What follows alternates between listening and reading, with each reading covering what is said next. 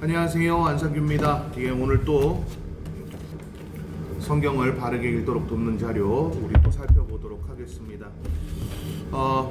오늘은 부활 이야기입니다. 자, 부활. 고대 근동 사회에서 부활이라는 개념은 도대체 어땠을까? 신약 시대라고 얘기하는 예수님 시대의 부활이라는 개념은 어땠을까?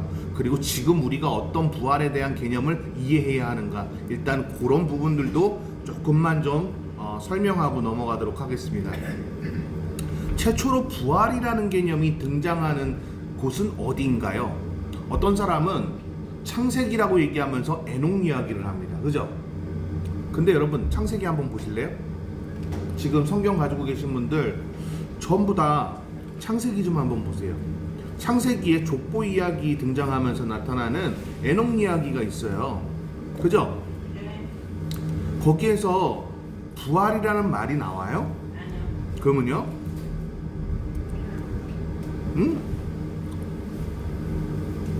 그러면은요?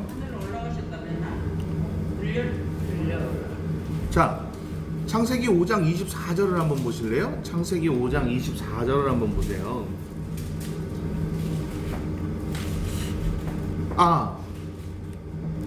저기 뭐야?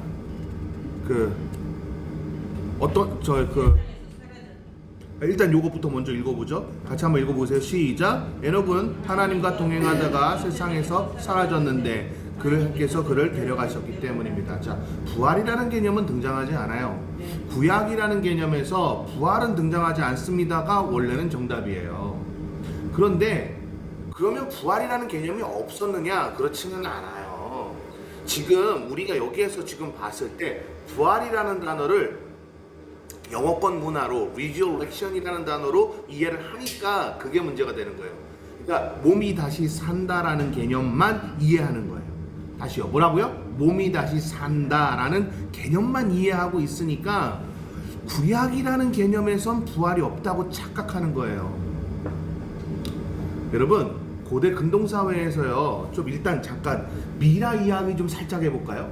미라는 언제부터 있었던 문화죠? 라고 얘기하면 많은 사람들이 이집트 문명 최초 이집트 문명 그 처음 시작된 그 시절부터 그랬어요 라고 얘기하거든요. 그럼 에티오피아에서는 그 미라 문화가 없었을까요? 사실은요, 에티오피아 왕국도 있어요. 근데요, 그냥 단순하게 우리 그냥 그렇게 얘기하지 말고 동굴에다가 사라를 감싸서 집어넣잖아요. 그것도 사실은 미라예요. 모르고 있던 거죠. 성경에는 자세하게 안 나오니까 그렇지만 가나안에 그러니까 고대 근동사회에 특히 가나안, 팔레스타인 지역에는요, 전부 다 동굴에다가 부활할 것을 믿었기 때문에 향유를 뿌려가지고, 그러니까 몰약을 뿌려가지고요, 썩지 않게 하도록 하는 미라 같은 스타일로 만들었어요. 그리고 옛 문헌들을 보잖아요. 한국에는 없었냐고요? 있어요. 여러분, 한국에는 없었을 줄 아세요? 있어요. 여러분, 노잣돈 문화 있죠? 이거 다 그 부활의 문화에서 온 거예요. 아세요? 저승 가는데 뭐가 필요하다 그래요? 돈이 필요하다 그러잖아요. 예, 그 문화가 고대 근동사에서부터 출발한 거예요. 그러니까 많은 사람들이 그걸 오해를 하고 있는 거예요. 자, 부활이라는 개념을 우리가 resurrection이라는 그 개념에서, 그러니까 몸이 다시 사는 것으로만 이해하니까 우리가 지금 제대로 이해를 못하는 거예요. 부활이라는 개념은 몸이 사는 것에 대한 개념으로 강조하는 개념은 아닙니다. 성경을 자세하게 한번 보세요. 예수께서 부활하신 후에도 어떻게 하셨는지 성경에 기록한 대로 아버지께서 이렇게 하셨다라는 개념으로 많이 등장해요. 두 번째, 예수님께서 부활하셨을 때 내가 어디에 있을 것이다 라고 하셨던 메시지, 누가복음에 자세하게 등장하죠. 가나안에서 나사렛. 그렇죠. 그런 개념들 하나씩 보면은요, 구약하고 한번 매칭을 한번 시켜볼까요? 그러면 구약하고 매칭을 시켜보면 하나님이 이끌어 가시는 것에 초점이 맞춰져 있는 거 아세요? 갈릴리든 나사렛이든 다 등장하셨어요. 예루살렘에도 등장하셨고요. 그리고 많은 제자들에게 나타나셨어요. 그냥 단순하게 나타난 것만 본 사람들이 아니에요. 우리는 영화에서 그냥 다락방에 모여있는 사람들한테 나타난 것처럼 우리 알고 있잖아요. SNF파 자체들에게 다 나타났어요. 부활이라는 개념은 고대 근동사회에서 그 사람들이 신을 제대로 인식하지 못하는 사람들, 그러니까 야훼 하나님을 섬기지 못하는 사람들 안에서도 부활이라는 개념이 있었어요. 그들은 어떻게 생각했냐면 내세가 있다. 내세가 있는데 그 내세에서도 내가 착한 일을 많이 하거나 어떠한 커다란 신에게 합당한 짓을 했을 때는 다시 이 땅에 보낼 것이다. 그래서 뭐가 중요해요? 육체를 복원시키는 게 중요했어요.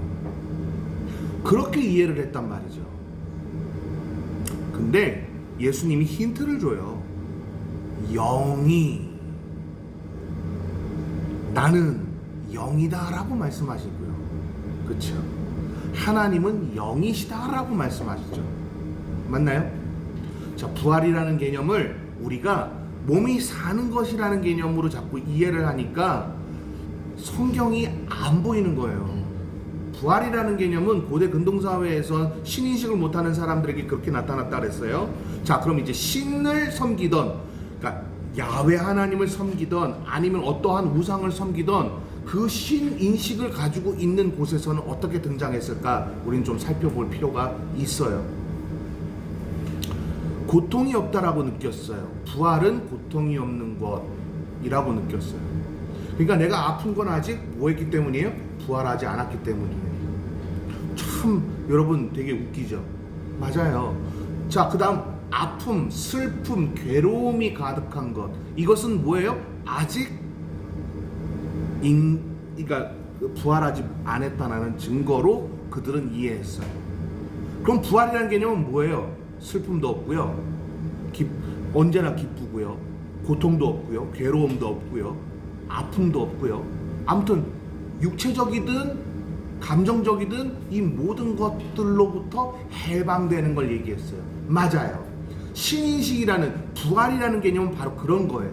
그래서 야훼 하나님을 섬기던 유대인들, 특히 페르시아 그 이후부터 많은 시편들을 묵상하고 계속해서 그걸 하나님의 말씀으로 여기면서 찬양으로 불렀던 사람들에게 등장하는 노래가 있죠. 사막에 샘이 넘쳐 흐르리라. 자, 지금 유대 민요예요. 사막에 꽃은 피고 열매 맺히리라. 그쵸? 누가 오면은요? 그게 주님이 바로 그렇게 되면 그날이 꽃동산 된다. 그러면서 뭐가 없어요? 감정적인 부분이 없다라고 설명합니다. 사자들이 누구랑 뛰놀아요?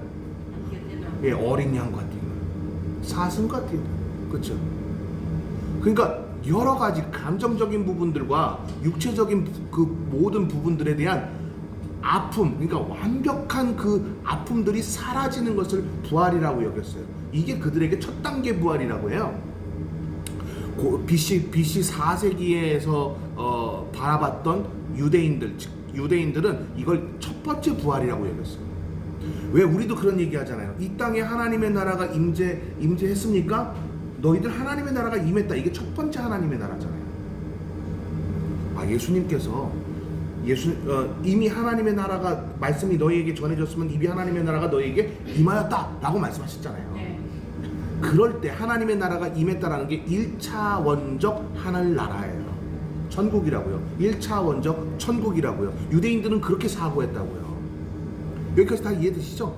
그럼 2차적 부활이라는 것은요, 신의 영역에 도달하는 것이라고 설명했어요. 그렇게 이해했어요. 바로 그런 사람들에게 예수께서 메시지를 전달한 거예요. 그래서 예수님이 나는 부활이요 생명이니 나로 말미암지 않고는 뭐라고요? 아버지께로 올 자가 없다고 말씀하셨던 거예요. 자, 신의 영역에 도달한다 그랬어요. 이해되셨나요? 그럼 천국이라는 개념은, 부활이라는 개념은 결국 뭐예요? 신의 영역으로 내가 인계받는 것이라고 이해해야 하는 것이 가장 바람직하다는 거예요. 됐나요? 그럼 여러분, 내가 하늘나라 간다는 건 신과 함께, 하나님과 함께 있는 거잖아요. 근데 왜 장래 문화가 그래요? 기뻐해야죠. 아닌가요? 이제 이해가 좀 뭔가 되시죠? 자, 부활이라는 개념을 그렇게 이해시켜야 돼요. 자, 1차적 부활은 뭐라고요? 이 땅에 하나님의 나라가 임하는 거예요. 그래서 여러분 어때요? 여러 가지 문제점들이 터졌을 때 일반 사람들은 그게 문제로 보이지만 우리는 뭘로 보여요? 뭘로 보이죠? 아, 하나님께서 나를 견고하게 하시려고 이런 상황을 주셨구나. 아, 하나님께서 이것들을 통해서 나를 통해서 어떻게 역사하실지 기대해보자. 예, 기대감이 생기잖아요. 그렇지 않습니까? 참 너무너무 대단한 거예요. 다 끊겼을 때, 강의가 다 끊겼을 때 처음엔 배짱으로, 똥배짱으로 그랬어요. 아유, 없어도 돼. 근데 배 조리고 군 조리고 막 힘드니까 막 좀 그렇더라고요. 근데 하나님이 해외로 틀어버리시잖아요. 해외로. 그렇지 않아요? 네. 그러니까 우리가 이 메시지를 정말 잘 기억해야 돼요. 부활의 메시지예요, 이게. 따라해보세요. 아무것도 염려하지 말고 다만 모든 일에 기도와 간구로 너희 구할 것을 감사함으로 하나님께 아뢰라. 그리하면 지극히 뛰어나신 평강의 하나님이 너와, 이게 제일 중요하다 그랬어요, 내 삶을 지키리라. 예, 이게 부활 소망에 대한 말씀이에요. 1차원적 하늘나라에 대한 말씀이라고 얘기해요. 안상규가 한 말이 아니고요, 성경 해석학의 아버지 B.S. 차일드가 이거를 명명했어요. 딱 1차적 하나님의 나라의 메시지는 바로 이 메시지다 라고 하면서 아무것도 염려하지 말고 다만 모든 일에 기도와 간구로 너희 구할 것을 감사함으로 하나님께 아뢰라. 그리하면 지극히 뛰어나신 하나님의 평강이 너와 너의 삶을 지키리라. 아멘. 여러분 이 말씀 믿으세요? 아멘. 여러분을 지키신다고요. 1차적 하늘나라에 있는 사람들에게 허락된 축복이에요. 이게 이렇게 쉽게 저한테 막 진작 이렇게 하지 막 이러는 메일들 주신 분들 오늘은 쉽겠죠? 어렵지만 여러분, 근데 진짜 사람 뭔가 이렇게 니즈에 맞추는 게 참 힘들어요. 그죠? 오케이. 자, 부활이라는 개념 이제 이해되셨죠? 자, 고대 BC 4세기 이후부터는 어떤 개념으로 이해했다고요? 부활을? 1차적 하늘나라와 두 번째 2차적 하늘나라가 있는데, 1차적 하늘나라는 모든 고통과 슬픔과 괴로움들, 모든 세상의 모든 것들을 다 벗어놓았을 때 그 모든 것들로부터 해방이 된 상태를 1차적 하늘나라라고 유대인들은 여겼어요. 그때 당시에. 자, 2차적 하늘나라는 뭐라고요? 신의 영역에 내가 들어가는 것, 도달하는 것. 하늘나라. 그렇게 부활을 그렇게 이해했단 말이에요. 자, 그럼 여러분 지금 1차적 하늘나라는 여러분 다 소유하고 계시죠? 네. 그럼 하늘나라가 기대되시는 분? 기대됩니다. 기대돼야 되는 거예요. 하늘나라가. 제가 아는 교수들이 가정이 하늘나라가 안 되니까 떨어져 나갔어요. 어디로? 해외로. 그러면서 가장 지금 행복한 게 아내랑 없는 거예요. 야, 이건 참 아니죠. 그죠? 가족이랑 있는 게 제일 행복한 사람이 있는데. 고맙다. 우리 수연이가 지금 저한테 뭐라 그러는지 들으셨어요, 여러분? 가족이랑 함께 있는 걸 가장 좋아하고 가장 행복해하는 사람이 여기 있답니다. 이야, 나 지금 네가 인정해줘서 난 너무 고맙다, 야. 좋습니다. 자, 부활이라는 개념이 이제 확실하게 정립되셨어요? 자, 그러면 몸이 부활하는 것을 떠나서 우리는 1차적 하늘나라와 2차적 하나님의 나라를 뭐 하는 거예요? 경험하고 가는 것이죠. 그러니까 경험만 하면 안 돼요. 가야 돼요. 아셨죠? 경험하고 가는 것까지, 그것을 부활이라고 합니다. 됐나요? 자, 이제 그것에 맞춰서 B.S. 차일드가 어떻게 얘기했는지 한번 이 책을 한번 읽어보자는 겁니다. 됐나요? 자, 예수는 금요일 십자가에 못 박혀 죽음을 맞이했어요. 이 죽음은 수치로 보일 수 있었지만 수치가 될 수 없었죠. 왜요? 시장 어깃통에서 여러분 불 밝히는 횃불이 됐어요, 예수 그리스도께서? 아니죠. 아주 멋있게 아리마대 요셉에 의해서 어디로 들어가요?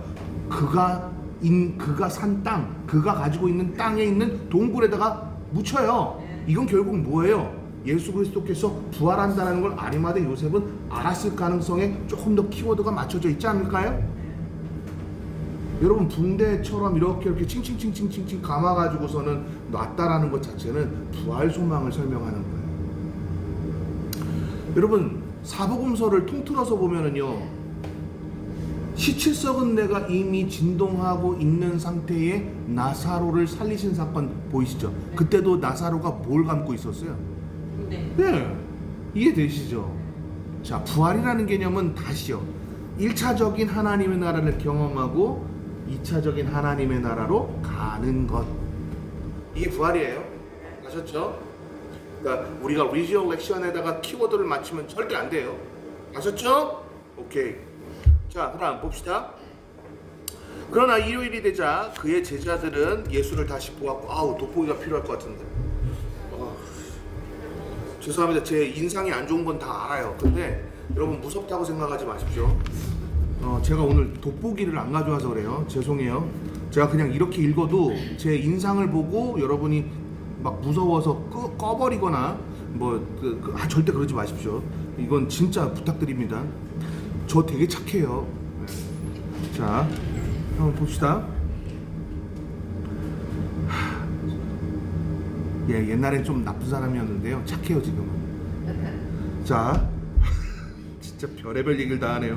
자, 봅시다. 이 부활은 예수가 오랫동안 기다렸던 하나님 나라를 가져온 메시아라는 것과, 다시 뭐라고요? 하나님의 나라를 가져왔다고요. 자, 여기도 등장하네요. B.S. 차일드가 1차적 하늘나라 등장했네요.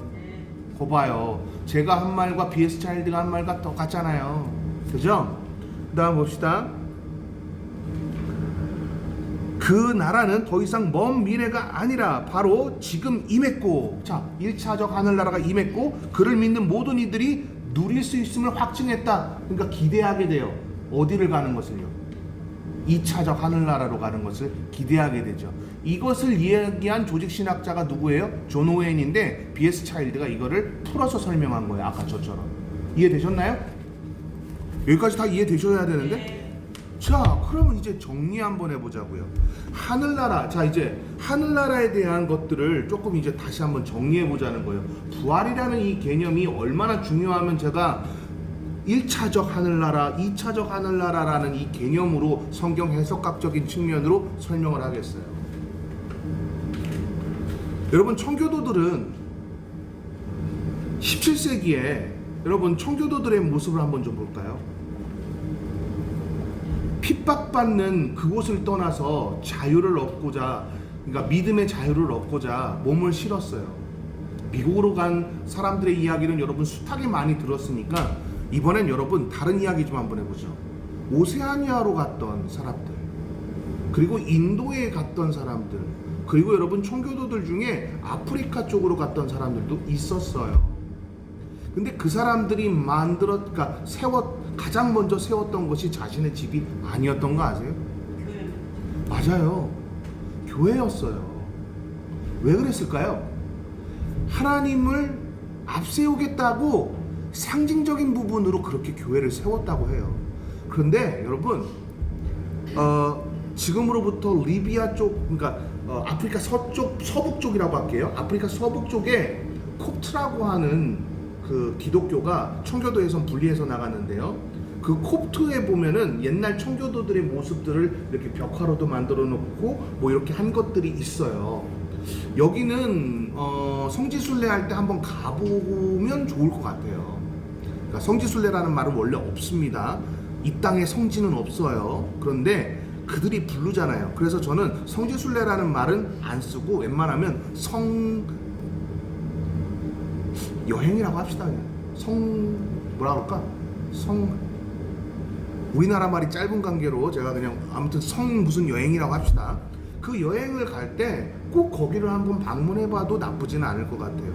거기에 그 그림들에 보면 청교도들이 어떻게 살았는지가 정확하게 나타나요. 어떻게 했을까요? 날마다 아침에 일어났을 때 해 모양이 그려져 있어요. 해 모양이 그려져 있고 거기에 무릎 꿇고 이렇게 기도하는 모습이 그려져 있습니다. 그리고 그 다음 벽화에는 어떻게 되어 있냐면 열심히 토지를 일구는 그 장면이 기록되어 있어요. 그리고 저녁이 된 것처럼 달 모양이 이렇게 되어 있거든요. 달 모양이 이렇게 되어 있어요. 그때 또 어떻게 할까요?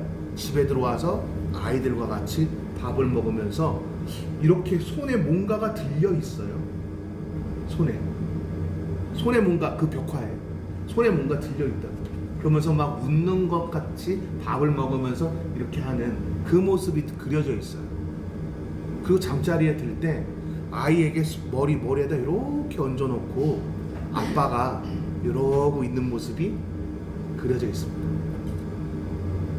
자, 청교도의 삶은 어떤 것 같아요? 지금 보니까 아침에 무릎 꿇었네요. 열심히 일했네요. 저녁이 되자 함께 가족들과 같이 함께 있었네요. 그리고 성경도 읽는 것처럼 이 책을 이렇게 하고서 요 그림이라 그랬잖아요.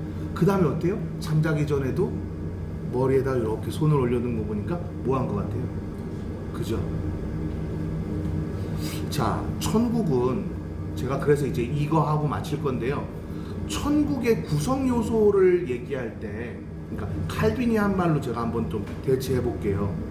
천국을 얻는 자는 누구인가라는 아주 재미난 문구에서 칼빈이 제자들한테 한 말이 뭐였을까요? 간단해요. 말씀과 기도가 끊이지 않으며 그것을 통해서 하나님을 경험하는 삶이라고 그랬습니다. 멋지지 않아요? 여러분, 아침에 일어나서 하나님께 기도한다. 여러분, 밥 먹을 때 여러분 기도 잘하잖아요. 어떻게 해요, 여러분? 잘 먹겠습니다.